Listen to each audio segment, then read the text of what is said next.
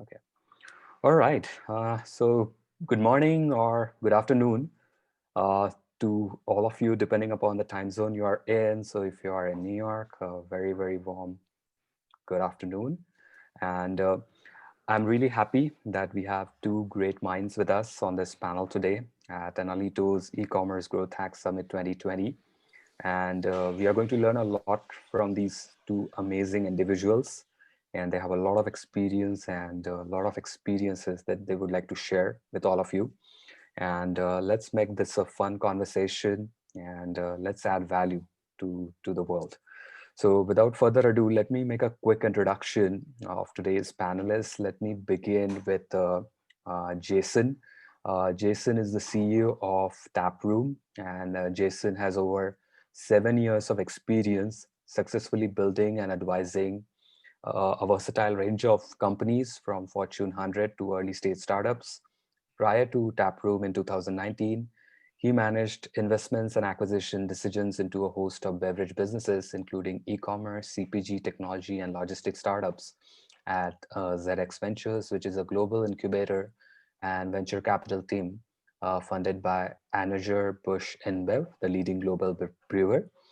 There he helped them grow into thriving capitalized business, each designed to scale into high-value assets. Jason holds a JD from Harvard Law School and a BA from Harvard College with a concentration in economics, with time spent studying global finance at the National University of Singapore. Jason, welcome to the panel today. Thanks for having me. Awesome. The next we have on the panel is Farhana Cannon. Farhana is the global social media and brand expert. She's the speaker. She's the founder of iMedia Exposure, based out of Boston, Massachusetts. And Farhana has 17 years of experience in the field of marketing, and she has undertaken various speakers assignment, and she has been a coach, a lifestyle, and she has been doing so many things. She specializes in creating innovative marketing strategies, plans, and curated brand content.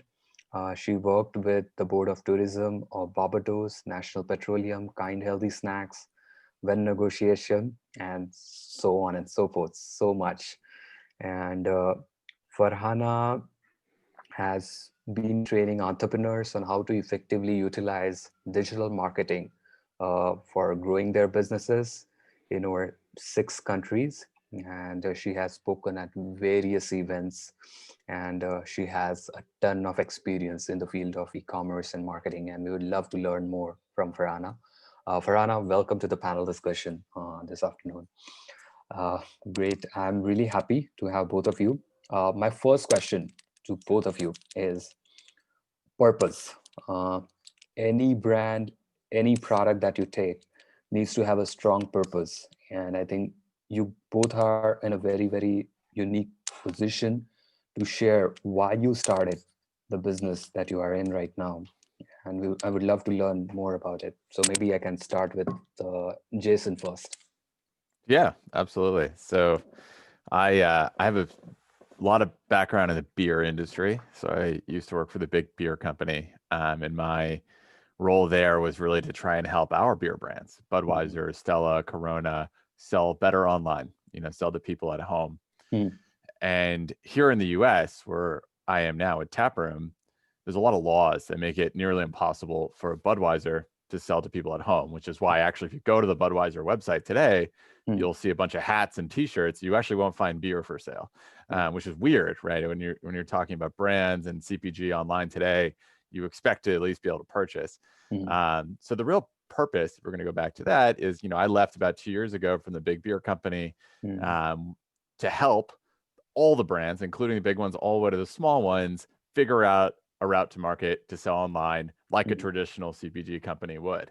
So ways for selling on from your own website with a big buy now button. That was mm. impossible before my platform existed. There's a Wow. buy now button, you can sell to people at home, or ways to even be on a marketplace, right? Like beer is not really available on Amazon Mm, because it's too hard. They decided, they gave up. They were like, we're not going to deal with all the regulations. We're not yeah. going to figure out all the rules. So I Mm, built taproom.com, which is really a mm, marketplace full of hundreds of beers with the whole goal of being, let's help brands, small new brands that are launching, new Mhm, beer products, craft beer, hard mhm, seltzers, kombuchas, ciders. Let's help them find their audiences online. And then mhm, it's also, let's have a marketplace where consumers can get product that they want, long mhm, tail product, find products they like, mhm, and also get a good price. We cut out a lot of the middlemen that used to exist in this market. So we buy directly from brands, sell it to people at home. So our whole goal is sort of to be like a Amazon or Shopify of beer. And our purpose here is to make it easier for new brands and for old mhm. brands to find more targeted audiences instead of having to sort of run big Super Bowl ads across, big networks. You can now have a much more targeted audience Mm, that speaks to your brand more directly. great. Wow. That's a very, very strong purpose. And you, I think you identified the problem really well. And sky's the limit for that. Wonderful. Excellent. Farhana, coming back to you, you are in this amazing business of helping entrepreneurs. How did you start it? What is your purpose? So I started iMedia Exposure 10 years ago, and I was working with different brands. I was working with Moet Hennessy, so also in the beverage industry, Wow. um, and a couple of other brands. And what I noticed is that, they weren't really fully executing marketing their brands online. I Mm, was doing a lot of event marketing, so a lot of my before 10 years ago, a lot of it was, curating these really amazing events, having like these experiential marketing experiences. And it was super cool. And we were spending a ton of money doing these events, mm, and we were leaving a footprint behind. However, we weren't fully utilizing promoting the events ahead of time with social media. mhm. And we were taking a ton of photos. We had a ton of Instagrammable moments. Well, this was before Instagram was a thing. But Yeah. anyways, we had all of these things. And I was like, well, why don't we utilize these photos to promote more? We're working with different ambassadors and things like that. We could fully utilize like their leverage online as well. And with a big company, there's tons of bureaucracy and making things happen. And so I was working with smaller brands as well, and I was like, all right, let's do this. And my goal and my purpose with iMedia Exposure is helping people, supporting people to create the lives that they love by helping them grow their businesses, by creating innovative campaigns so that it's fun and so that people find their brand, and we're building community alongside of it. And you said something before, so it's not only like our purpose of supporting people in their dreams, but it's also we like working with people that have purpose and that are like all in and really love their businesses, because those are the people, if you're truly committed to something, you will see it grow. I don't like working with people that are like, oh yeah, I just have this business, oh yeah, we can just do something, because then that they won't put in the work to actually you know do what it takes to make it grow. So it comes from us having purpose of like wanting to create and support people and contribute to the world, but also for the people that we work with to have that same mentality so that we're all growing together. Kuldeep, I think you might be on mute. Okay.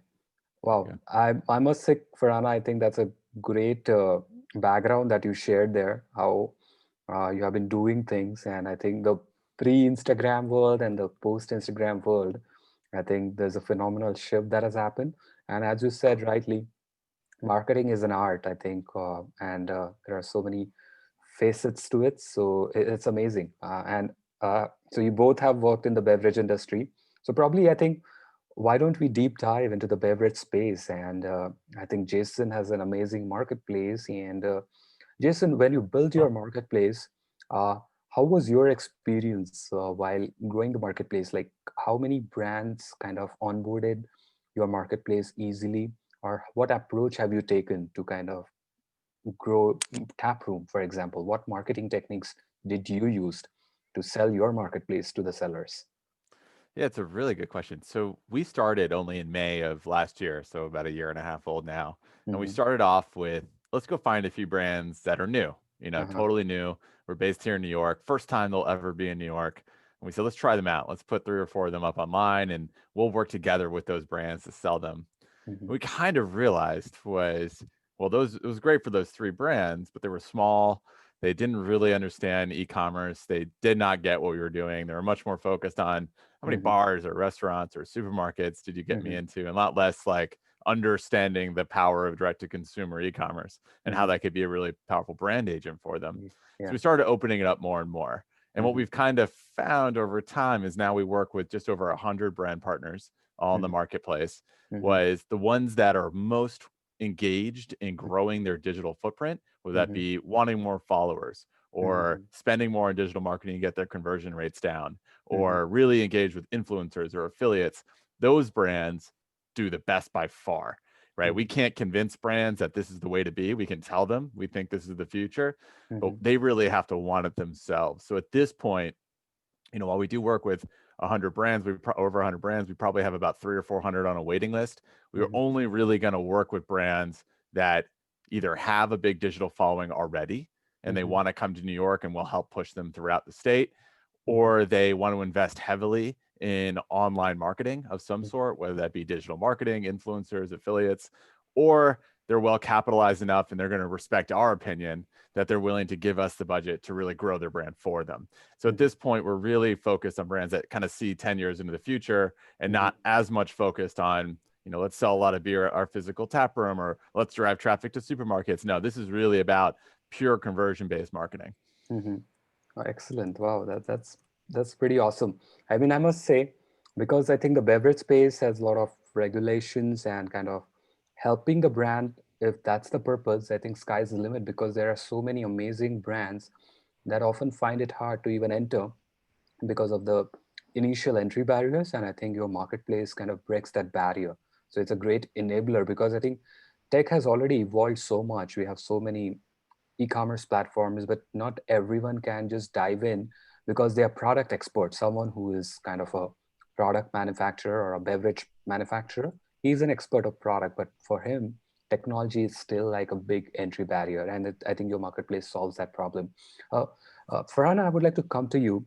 And when you look at e-commerce or retail, uh, probably let's think of only the beverage space. What are some of the challenges that you think uh, really need to be solved at an entry level? And maybe once someone has onboarded, let's say with their own e-commerce store or they have onboarded on a marketplace, what are some of the growth marketing techniques that they should adopt in order to scale up their business from, let's say, presently doing $100,000 to $1 million a month? How can they do that? Any inputs on that?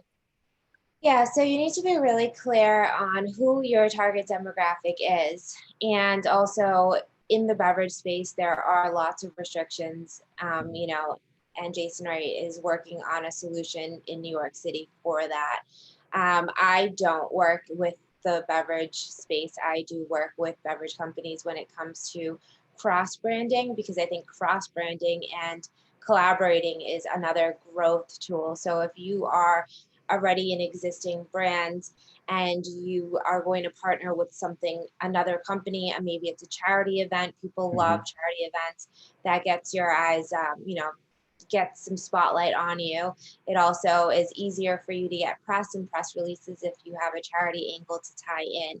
So Mhm. one is, I think, starting and knowing who your target demographic is, knowing what channels they engage on, figuring out what kinds of content they would find interesting and it would really resonate. A lot of customers will say, everyone can buy my product, and that's true. It's a true statement. However, we want to really focus different tiers, like even in a beer line. Mhm. There's different products for different demographics. There's different marketing campaigns that will go to different subcategories too. So I think it's the same depending, no matter what your brand is, figuring out what your core target is, and then maybe some subcategories, thinking about who you can collaborate with. And I think nowadays, building community and showcasing that you really get the Mhm. people that are buying from you, Yeah. that like you're listening to them, that you're staying engaged with them on social media, Hmm. and that you're entering this world of community rather than like, hey, here's a cool product, buy me, like you want this. It's Hmm. more so like, how can this benefit my life? How does this fit into my lifestyle? And showcasing that lifestyle. So I think, you know, for growth, really knowing who you're speaking to and creating that information. I mean, Hmm. influencer marketing is super big right now Yeah. because people follow these people's lifestyles and they feel like, oh yeah, like there's Hmm. people that are influencers that people will talk about like it's their actual friends, Yeah. even though they've never met this person, but they follow it and they're like, oh yeah, she recommended this thing. And so people think like, oh yeah, my life's kind of like her life, or I want my life to be like her life. And Yeah. when I follow her and she tells me to get certain things, people believe it. And it's just kind of like referral marketing, Hmm. except for we don't necessarily know these people per Yeah. se. Wow. So I think a lot of it's community based, figuring out quality content that's going to engage, Hmm. making sure that it resonates, Yeah. doing collaborations and partnerships, and then also, ad campaigns. So what are Hmm. the right ad campaigns for the right people at the right time? Yeah. Wow, excellent insight that I must say, Farhana. And as you said it rightly, influencer marketing, I think, is playing a pivotal role in kind of that brand discovery. And have by knowing the consumer persona, the end consumer persona, and creating content around it, which can resonate with the end consumer. Wow, that can really play a pivotal role in kind of taking your brand from X to 10X in no time. So that's great insights here. Uh, Having said that, uh, for a brand, like which are some of the channels? Definitely, there are so many social media channels which are available. Uh, for example, in case of beverage, Jason, which particular channel do you prefer for your ad campaigns? Like, do you do Google, Facebook, or Instagram? Like, what channels have worked best for you so far? Yeah, I mean, we are very much probably 80-90% Facebook, Instagram. Uh-huh. I would say this is probably a little bit specific to the alcohol space, so where there is still a lot of white space to Mm-hmm. capture in that market. Um, the big reason being most of the ads run in the alcohol space are still kind of impression-based campaigns Yeah. where they're just, spraying ideas or concepts or brands out there. Mm. The few players out there, us and Drizzly, Minibar, that can do in conversion-based campaigns Yeah. still have a lot of room to grow for their brands. So Mm. we most of the brands we work with us because we do conversion-based Facebook and Instagram.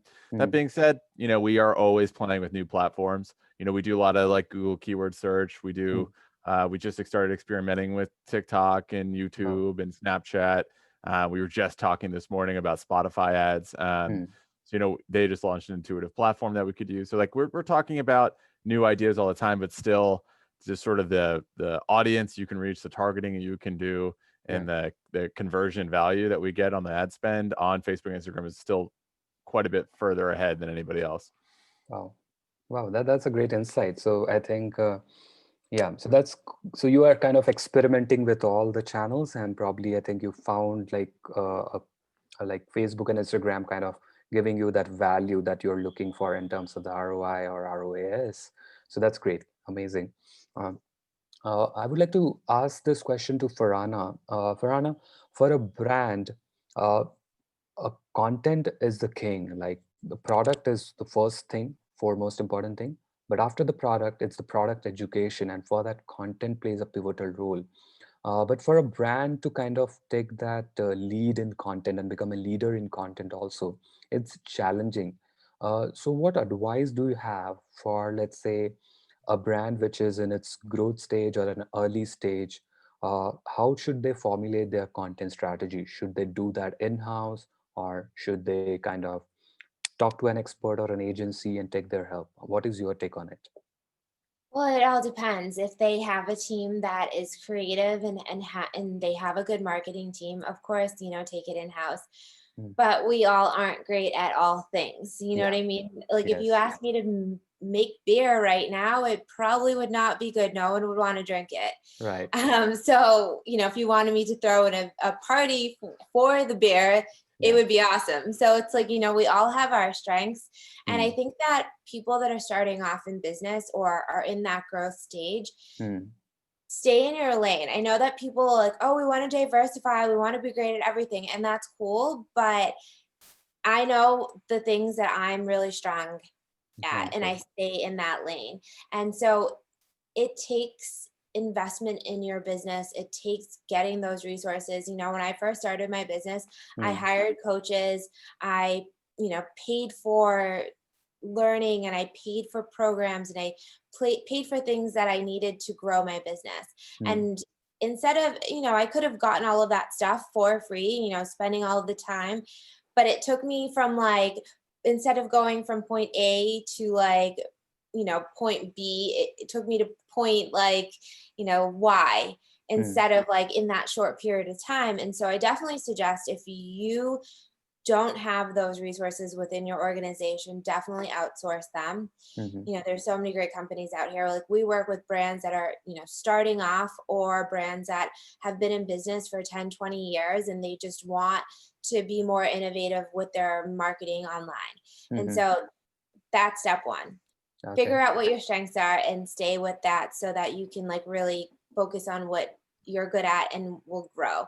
Because anytime we try to do things that we're not really that great at, that we don't really love, that Mhm. goes on the to-do list Mhm. always. Next, tomorrow, tomorrow, tomorrow. That is just, as humans, if we have an aversion to something, we're Mm. not going to fully do it. So one, outsource things that you know don't love and that you're not great at. Wow, that's great. And then two, like, when you're thinking about what your content is, when we work with our clients, we start off with a brand board. And Mm. in the brand board, we select the colors we're going to use. We select imagery that's going to be the style and feel. Mm. And then we do like an adjective exercise. Mhm. So anybody that's listening to this, think of 5 different adjectives that you want people to think of or feel when Mm. they think of your brand. Wow. And so when you have that emotional part, you have that visual part, Yeah. then you figure out who your target demographic is, and then what your sales and marketing funnel is. So what content are you creating, and how is that going to convert? Mm. And how are you keeping people in that funnel to be an active participant in your community of your brand? So starting off, figure out your strengths, create your brand board and like your strategy. And so that way, if you do hire somebody on your team, you're like, this is our brand board, this is our vibe, this is our tone. Mm. Because the manner in which you write content, for a beer company, it would probably be like cool and casual. Mm. If it's a lawyer, it might be more, expert advice. Yeah. If it's a fashion brand, it might be, depending if it's luxury or comfort. So there's all of these different components that people should have clearly figured out before Mm. they spend all of their time creating stuff to see what hits. Wow. Wow, that's a great insight that you shared there. Like, it's not just about creating the content, but how that content can evoke emotions, because I think a brand and a product has to connect at an emotional level. And once you have that sorted out, you can very easily kind of convey the story. Uh, like like the best brands in the world, I think they definitely are more product oriented, but I think their marketing evokes emotion. So, for example, a Disney movie, or for example, an Apple product launch, people look up to those things not just because uh, I think that they have their aspirational product definitely, but I think they kind of evoke those emotions. And I think, as you said it really right, that knowing all these strengths and kind of having those 5 adjectives for your product to describe, wow, that can play a very important role in the growth. Um, Yeah, Nike does a great job of yeah, that. true. You look at any Nike ad, and Yeah, whether it be for like the World Cup or for football, or, whatever demographic they're like reaching out to, yeah, it evokes that emotion that you're like, okay, I'm going to go out there and just do it. But like, yeah, I'm true, definitely not going to like make it to the World Cup, but, I'll go out there. true. No doubt, Nike is such a great brand, and I think uh, just like while we are one point that I realized, Nike has been doing traditional retail like offline completely, and suddenly this pandemic have made them switch to an e-commerce, and now they're D2C, like they are doing their own store, they are selling through their own store. So I think that shift is happening, and I think great brands are also adapting to this shift. So in order to make sure that they're able to serve the end consumers ultimately. Uh, my next question to both of you is, uh, a lot of money gets spent on all these paid ads in terms of brand discovery, and then bringing like the awareness funnel and then the consideration funnel. Like there are different funnels, and I think once someone has discovered the product and they landed on your marketplace or store, product discovery plays a pivotal role. For example, in case of Jason, you might be having hundreds and thousands of SKUs. How do you make sure that your end consumers are able to discover the products seamlessly and intuitively? Because that's going to play an important role in making sure that that end conversion happens. What do you do there? Are you doing something, or you're thinking in that direction? Yeah, it's a really good question. So in any e-commerce space, right, in order to be exposed, whether that be on any marketplace, so Amazon, eBay, whatever, you need to make sure that your product resonates really well Hmm. with the marketplace itself, Yeah. right? So sometimes for Amazon, that means doing the little coupon, that means having a ton of reviews, that Yeah. means having all the pictures be right, having lots of comments, having a lot of information. Yeah. And it can also mean spending money on Amazon to promote as a sponsored post. In Yeah. our case, similar, right? Yeah. We do have recommended products Hmm. where our team of beer connoisseurs will pick the best beers, seltzers, ciders. We have trending products, best Hmm. selling products. We Hmm. have mix packs where we put the best stuff together. We have Hmm. subscription of those mix packs. Some of the best products that we can do. Our Hmm. front page usually features what we Hmm. think are the best up and coming brands. Yeah. We have exclusive products. We'll Hmm. go out and find Hmm. across the country brands that we think are the best that aren't available yet online. We'll go Hmm. grab them, we'll bring them in. So we do a lot of proactive work to make sure we have the top products. But by and large, what we do is we build a branded page for Hmm. individual beer. So Cold Uh-huh. Deep Beer, we'll build you a branded page on Taproom, and we'll let Hmm. you tell us, Ah. run, give us a budget, we'll run some ads Uh-huh. or drive traffic from your website or your social or your email list to your Taproom branded page and Hmm. show us just how powerful your audience loves your product. So Hmm. is your conversion rate higher than all the other products on our site?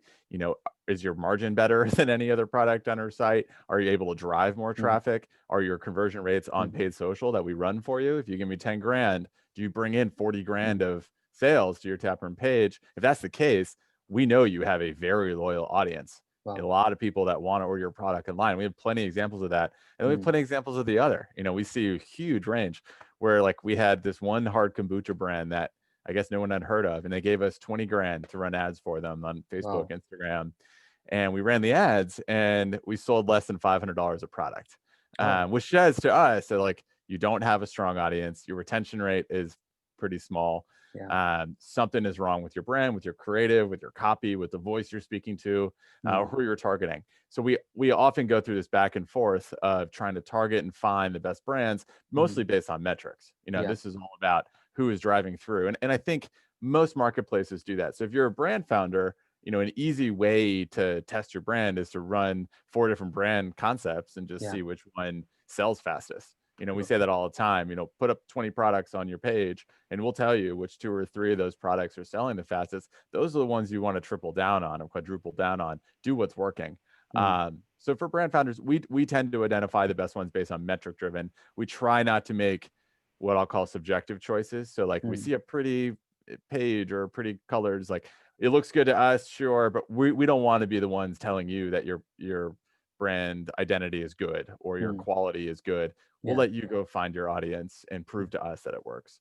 Wow, that's an excellent insight, and that's a great piece of advice for like a product company or for an early stage product like which wants to grow, like knowing about their end consumers' behavior, and accordingly, kind of then figuring out a way how to convey what the product stands for. Uh, That's a great insight there. Thank you for sharing that, Jason. Farhana, I would like to ask this question to you, which is about like branding. When you said the point about adjectives, how should a brand do a research like what how should they describe their product? Definitely they can take an expert's opinion, but the product owners definitely know the product better. So what should they do? Because I think in the initial stages of a business, that's the most important thing, whether the brand, whether the product is able to convey their story very effectively. And because we have so much of kind of clutter, or there's so much of like so much of information that consumers are consuming on a day-to-day basis, how should the brand do make sure that that discovery of their brand happens seamlessly? What are your thoughts on it? So when it comes to those adjectives, those feelings that you want your brand to like give off, Mm-hmm. that really is about the creation. So when people work, with us, we have we're creative, we're elegant, we're fashion forward, we're on trend. Mm-hmm. You know, those are things that when you're working with somebody that's going to do your social media or create your marketing plan, or do your branding. You want people that have those elements. And so, what are the key elements that people will need to know or feel? Like Apple, we Mm-hmm. think of innovative, Yeah. creative, trendy. Like it's those things. Like that's what we want from a tech company. We want them to be innovative and cutting edge and things like that. Yeah. So a portion of it is like you're feeling that, like that whole essence, that why you created your brand, what problem does it solve, how does it help who you're selling to. So Mm. that will come into it. And then what are the terms or what are the feelings that people need to feel to then purchase that?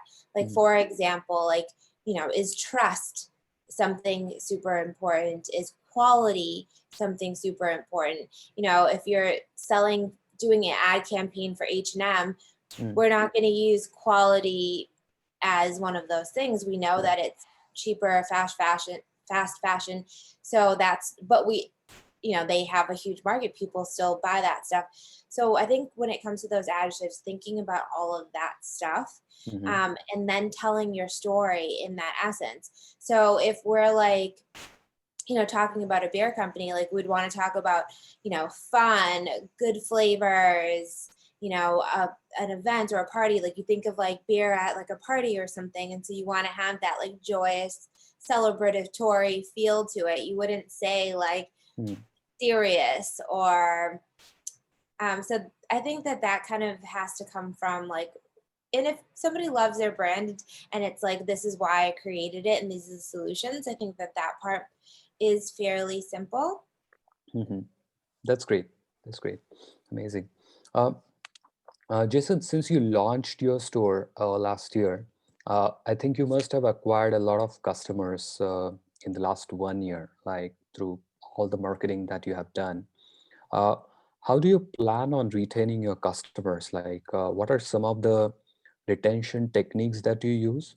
And how do you understand, let's say if you have 50,000, 100,000 customers that you have acquired over a year, how do you understand your customers' behavior at a segment level? I mean, like which are your VIP customers, or which are your loyal customers, or which are the set of customers that you are about to lose? Do you do that kind of behavioral segmentation, or do you have any idea about that?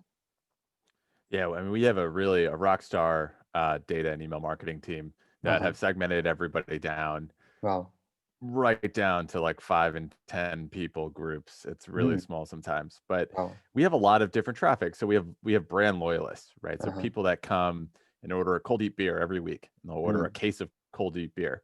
What Yeah. do we do with them? We remind them to buy cold deep beer regularly. We'll Hmm. try and send them interesting videos and Hmm. articles and new updates about cold deep beer, about Hmm. the extension of cold deep beer, about what's going on with the brewer. So content, giving them something to think about because we know they're loyalists.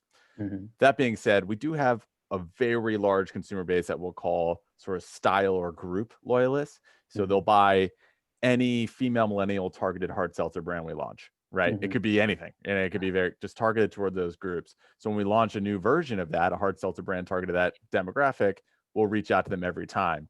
And for that group, it's about giving them new and fresh ideas, new products that fit their audience or fit what they've been buying. So they'll sometimes come on and buy 6 4-packs of something. They all kind of look similar to you and I, but to them, that's the brand that speaks to them. So we do a lot of targeting of what we'll call like sort of that group style based people. And then we have our generalists. You know, we have people that come to taproom.com, they trust our identity or trust our choice in identity. So they'll come on and order almost anything we put up. So single cans of like hundreds of beers on a regular basis. So we have like sort of 3 big groups that we target in that way. And then we have obviously the big spenders all the way to the VIPs. They get lots of attention. They get faster delivery. They get swag. They get discounts. They get early opportunities to purchase products. They get invited to events. Our VIPs get invited. Well, back when we could do events, they get invited to our shareholder meeting. They get invited to all kinds of new things. Whereas the ones that order monthly or every other month, we just try and get them back in the door. We know if you order twice from Taproom, you're 80% likely to order a third time. So for us, we're really trying to get them through like the flow, get them coming back as much as possible. And mostly that's email marketing and some Facebook retargeting. We try and hit them, but we get the brands involved too. So we're like, hey, Moody Tongue in Chicago, we have this group of 5,000 people that haven't purchased your product. They purchased it a while ago, but haven't done it in 60 days. You guys should give us some content that we can reach out to them to try and encourage them to order again. Maybe it's new fresh beer that just arrived. Maybe you're doing a meat and beer pairing that we can send them. Any way to get them back engaged in your ecosystem and not just lost amongst the world of hundreds and hundreds of brands out there. So a lot of different tools that we try and play based on the segment that they fall into. Great, excellent. Wow. So you're doing it, and I think you're using data, I think to a great extent, but I think there is a ton of it that can be done in terms of actionable insights. Probably that probably I think there is still an area of opportunity. Maybe I can touch upon that at a later stage. And in Definitely. terms of the There's always more you can do with data, it seems. yeah, So.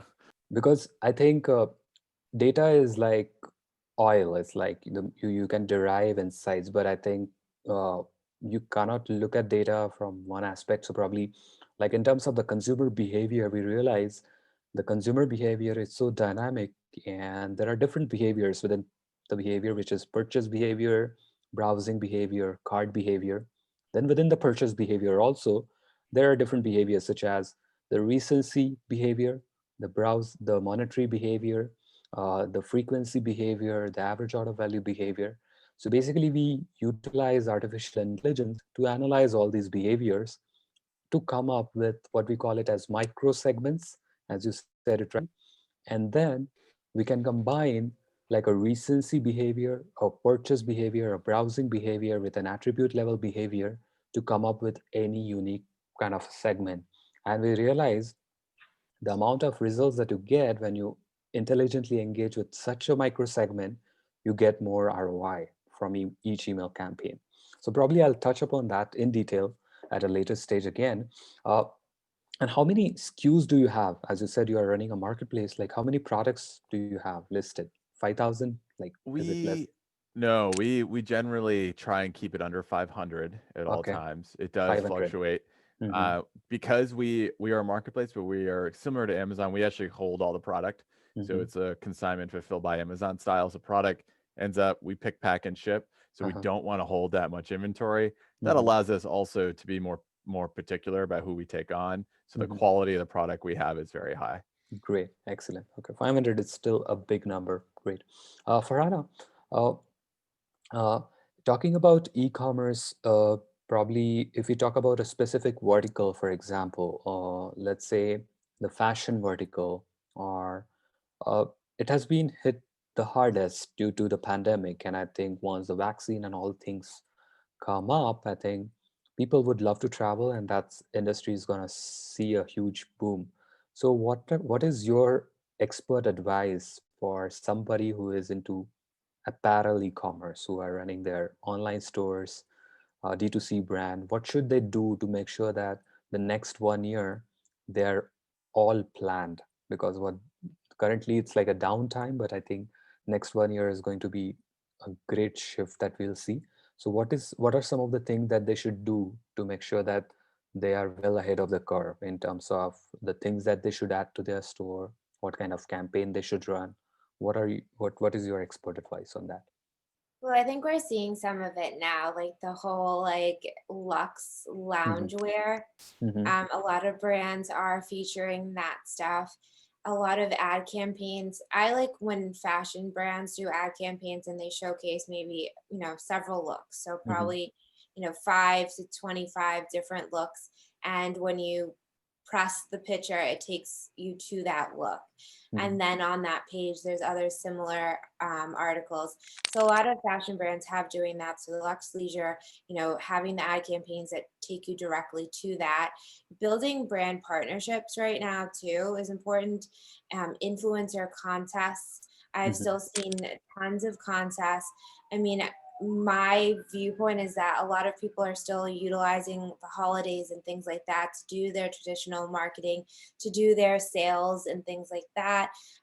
Definitely the contest world and partnering with different brands, that's still getting growth because you're getting people to engage and to win something.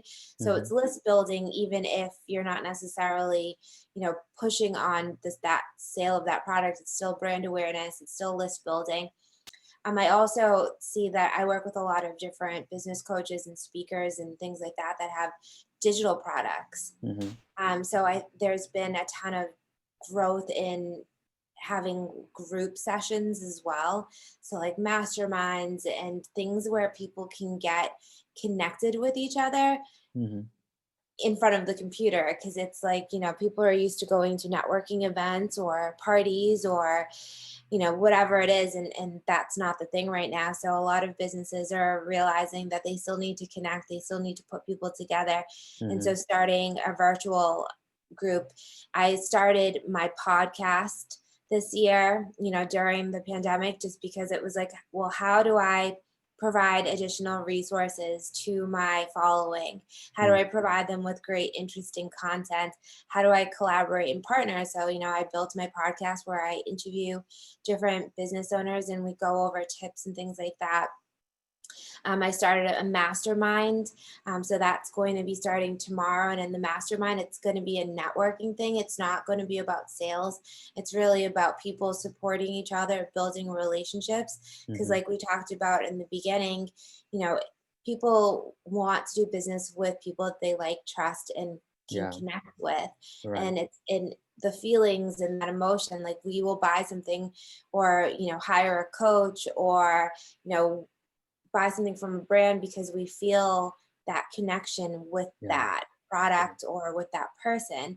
Mm. And so I think this year it's about how do you not just sell at people, but it's Hmm. how do you build the conversation in your community? Yeah. What's going to be interesting? Just like Jason was sharing with the beer, like he's like, I know that these 5,000 people have bought this beer, so they're clearly interested in that beer, but what interesting content can we share with them?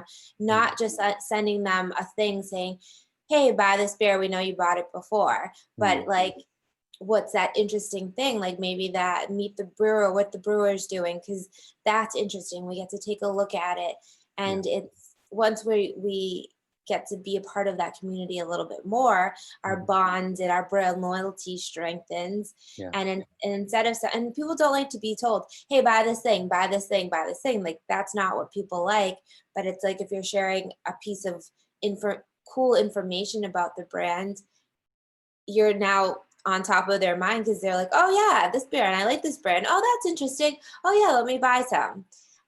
So Right. it's, I think this whole year it should be about how you can solidify your communities, how you can grow your community and Okay. build those connections. Wonderful. Wonderful. That's a very important insight that you shared there. And I think because uh, people want to buy things with which they have like a connection, I mean, typically, and I think that's a great way of helping the community, not just through the product, but by sharing something valuable. It's all about kind of creating value for them. And I think it kind of, the ROI is amazing on that investment, because I think once you start helping your community, not just through your content, but through all the important information that you share, and that can come back to you in the form of referrals, and because I think these are the people who become your brand ambassadors, and they are the one who drive more and more traffic organically for your brand.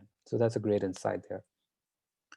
Jason, my next question for you is, uh, like after establishing your marketplace, um, let's say, what is your vision for the next 5 or 10 years? Like, have you, what is, well, how do you see Taproom becoming into a more bigger marketplace with, let's say, currently you are have a beer as a category only, but do you plan to pivot into other categories such as spirits or wines as well, which is also kind of a very, very flourishing category, like especially the wine category. We have seen tremendous growth in the last 1 year. Like one of our clients, which is based out of New Zealand, I mean, they have seen phenomenal 10x growth in the last 1 year because of the pandemic situation. It was like a opportunity that they kind of were able to fulfill, because suddenly, because of the offline closure of bars and pubs, people started ordering more online, but at the same time they were well equipped to fulfill that demand. So what are your plans for other categories, Taproom? Yeah, it's a good question. So first and foremost, we only currently ship in New York State. Mm-hmm. So we have a lot of growth to go geographically. Okay. We're beginning the expansion into additional states, honestly, in like a month. So that's going to be an easy growth opportunity just in the beer, hard seltzer, cider, kombucha space that we play in today. Yeah. That's going to happen probably the next few years. We have a big advantage in the beer space over the Mm-hmm. other alcohol categories or categories generally. The big one being people can't ship across state lines in beer at Yeah. all. It's illegal.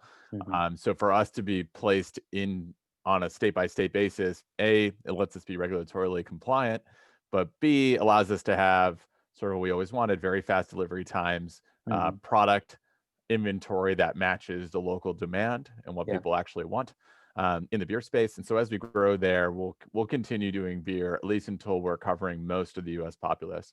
And from Mm-hmm. there, the obvious next one is wine. Yeah. We know that. That being said, there are a lot of people playing in wine right now. It is Yeah. a big e-commerce market, shipping all across the country, all kinds of brands, Yeah. making brands out, grabbing grapes from all over the world and slapping new labels on them.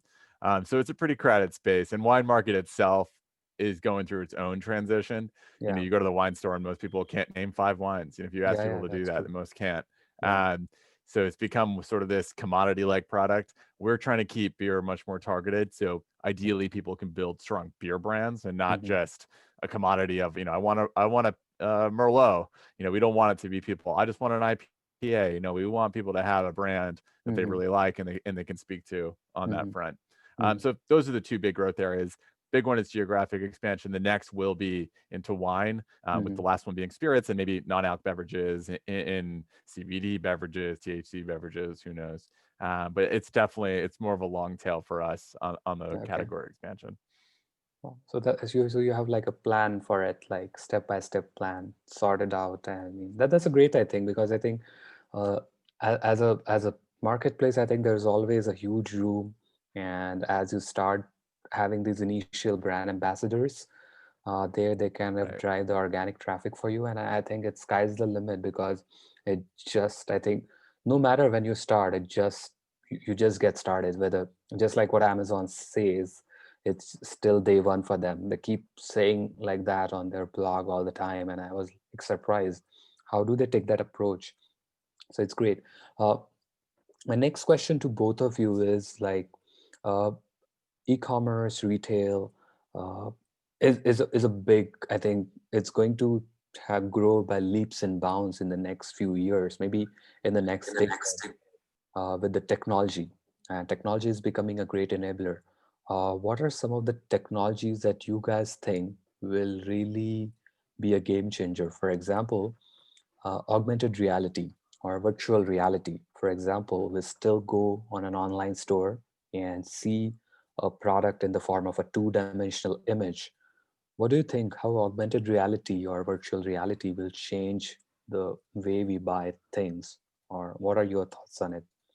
Maybe let me go to Farhana?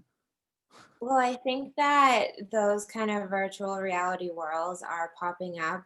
There's a virtual reality event space that, Mm, a lot of people I've spoken at events like that, and you have a main screen that kind of looks like Zoom, and then you pop into a room and you get to go into different rooms and take a seat. yeah. And so that's just kind of on a basic level. Mm, But then you think of these brands that allow you to go into a virtual dressing room. You're in a store, you're in a virtual dressing room. You put in your dimensions, you put in your picture, mm, and then the outfit goes onto your body. Obviously, it's not going to be as accurate as real life, but mm, I think getting a sense of how something would look, in this virtual fitting room is mm, going to be important. And I think that even with COVID right now, there's a lot of fear, and there's a lot of generational building of like, we don't go outside, we don't touch things. My niece, she's 3, and she's like, saw somebody coughing. She's like, do they have COVID? Oh, we have to stay far away from them. She's 3. You know what mhm. I mean? So just like this mindset of like not going to places, not touching things, like it's going to have an impact. And so I think that these virtual reality worlds of consuming and networking, I think that that's going to be a thing.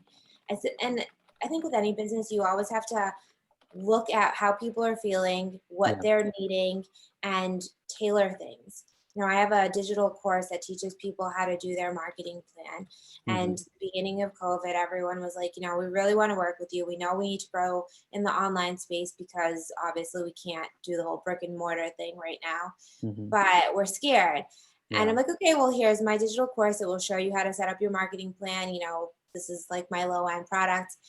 And they're like, no, no, no, but we want to work with you too. And so Mhm, I incorporated group trainings that go along with the digital course. Whereas, you know, 2 years ago, that wasn't my mindset. It was just like, okay, this is a product that you can do if you don't want like our done for you mhm. program. So I think staying it in trend of what's going on. Um, and I think it will be generational too. Yeah, that's true. That's true. Actually, I mean, because I think the way our smartphones have become smarter day by day, and uh, like for example, I was often wondering the amount of effort that goes into labeling is tremendous. But how many times does a consumer know everything about their product? Never. They will hardly read the product, the pricing, the brand, that's it. But the rest of the stuff, like where does it come from? What are the contents? Or what does the brand stand for? And I think those information, uh, the virtual reality or augmented reality will help the consumers in kind of connecting with the brand more and get to know the product more in a better manner. And that is going to have a tremendous impact on the conversions, I believe, always.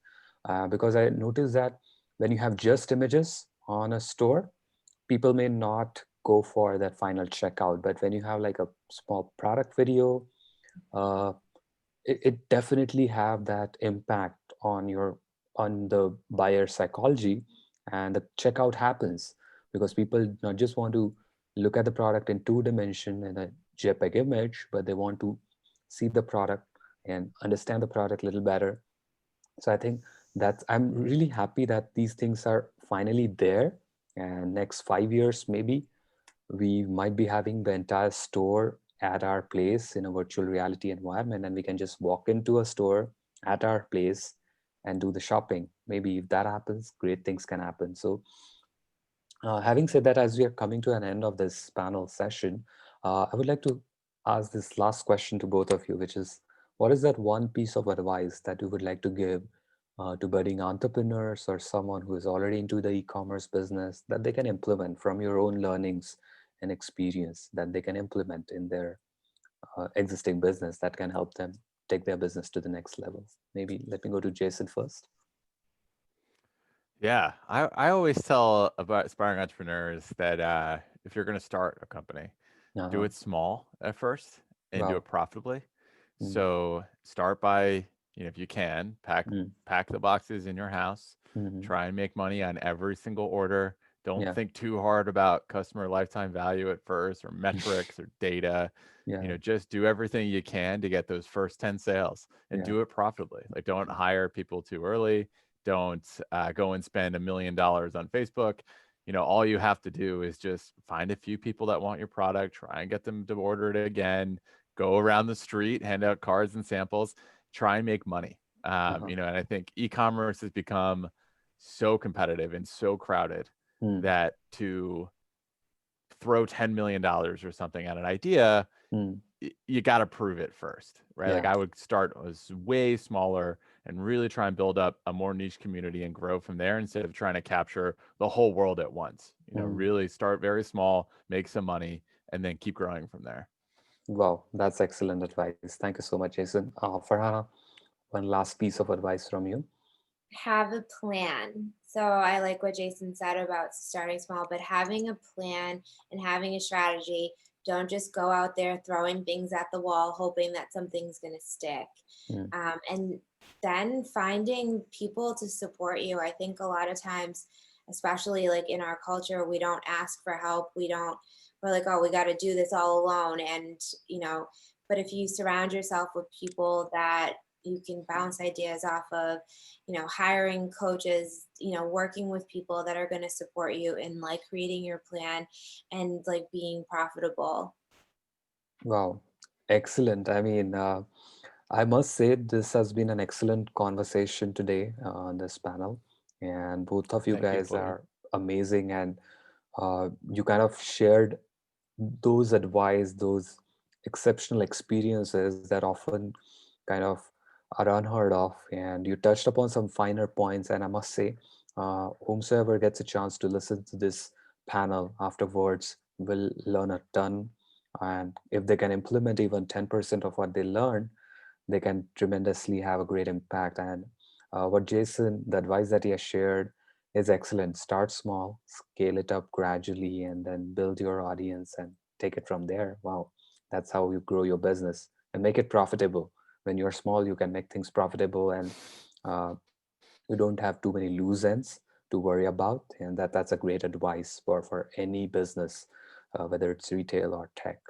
And has Farhana has touched upon great insights about how to do branding, how to position a brand, or how to find a space for yourself, and having a plan and executing that plan step by step, and how it can help you in the long run. Those are key takeaways, I must say, from today's session.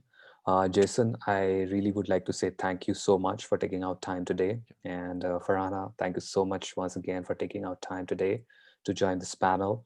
I will be in touch with you guys and would love to learn more about you, and would love to host you again for future topics, because I think this is a vast thing. So we are planning to have more panels in Q1, and would love to take your inputs and help as well to plan those and touch upon those topics that can really help more and more businesses out there. So with this, thank you so much once again, guys, and have a great week ahead. Thank you. Thank you. Awesome. Thank Right. you so Thanks, much. Kuldeep. Thank you. Bye bye, guys. Thank Nice you. meeting you, Farhana. Bye. Bye. Bye bye.